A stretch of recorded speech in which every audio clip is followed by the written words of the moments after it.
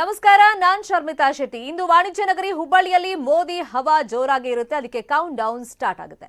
ಈಗ ಹುಬ್ಬಳ್ಳಿಯಲ್ಲಿ mega road show ನಡೆಸೋದಕ್ಕೆ ಬೇಕಾದಂತ ತಯಾರಿಗಳಾಗಿದೆ. ಪ್ರಧಾನಿ ನರೇಂದ್ರ ಮೋದಿ ಅವರು ಮಧ್ಯಾಹ್ನ 3:40 ಮೆಗಾ ರೋಡ್ ಶೋ ಅನ್ನ ಆರಂಭ ಮಾಡ್ತಾರೆ.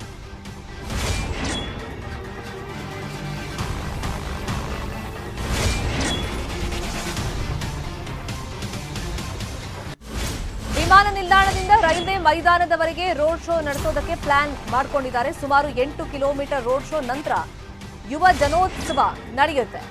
ರೋಡ್ ಶೋ ಸಂದರ್ಭದಲ್ಲಿ ರಸ್ತೆಯ ಇಕ್ಕೆಲಗಳಲ್ಲಿ ಜನ ನಿಲ್ಲೋದಕ್ಕೆ ವ್ಯವಸ್ಥೆಯನ್ನು ಕೂಡ ಮಾಡಲಾಗಿದೆ.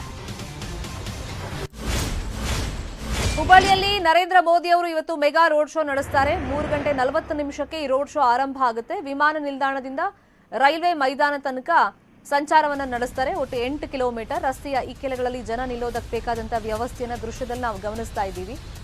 ಇನ್ನು 3 ಕಡೆ ಕೆಳಗಡೆ ಇಳಿದು ಜನರತ್ತ ಕೈ ಬೀಸ್ತಾರೆ ನರೇಂದ್ರ ಮೋದಿ ಅವರು. ಆ 3 ಜಾಗಗಳು ಯಾವ್ಯಾವ್ದು ಅಂದ್ರೆ ವಿಮಾನ ನಿಲ್ದಾಣ, ಬಿಜೆಪಿ ಕಚೇರಿ, ಜೊತೆಗೆ ಕೋರ್ಟ್ ಸರ್ಕಲ್. ಅಲ್ಲಿ ಸೆಕ್ಯೂರಿಟಿಯನ್ನ ಮತ್ತಷ್ಟು ಟೈಟ್ ಮಾಡಿದ್ದಾರೆ. ನಂತರ ನೇರವಾಗಿ ರೈಲ್ವೆ ಮೈದಾನಕ್ಕೆ ನರೇಂದ್ರ ಮೋದಿ ಅವರು ಬರ್ತಾರೆ. 4 ಗಂಟೆಗೆ ರೈಲ್ವೆ ಮೈದಾನಕ್ಕೆ ಬರ್ತಾರೆ. ಅದಕ್ಕೆ ಬೇಕಾದಂತ ಸಿದ್ಧತೆಗಳೆಲ್ಲ ಆಗಿದೆ. ಇನ್ನು ಪ್ರಧಾನಿ ನರೇಂದ್ರ ಮೋದಿ ಅವರು ಬರ್ತಾ ಇರೋದ್ರಿಂದ ರೋಡ್ ಶೋ ಎಸ್ಪೆಷಲಿ ನಡೆಸ್ತಾ ಇರೋದ್ರಿಂದ ಅದಕ್ಕೆ ಬೇಕಾದಂತ ಬಿಗಿ ಭದ್ರತೆಯನ್ನ ಪೊಲೀಸರು ಕೈಗೊಂಡಿದ್ದಾರೆ.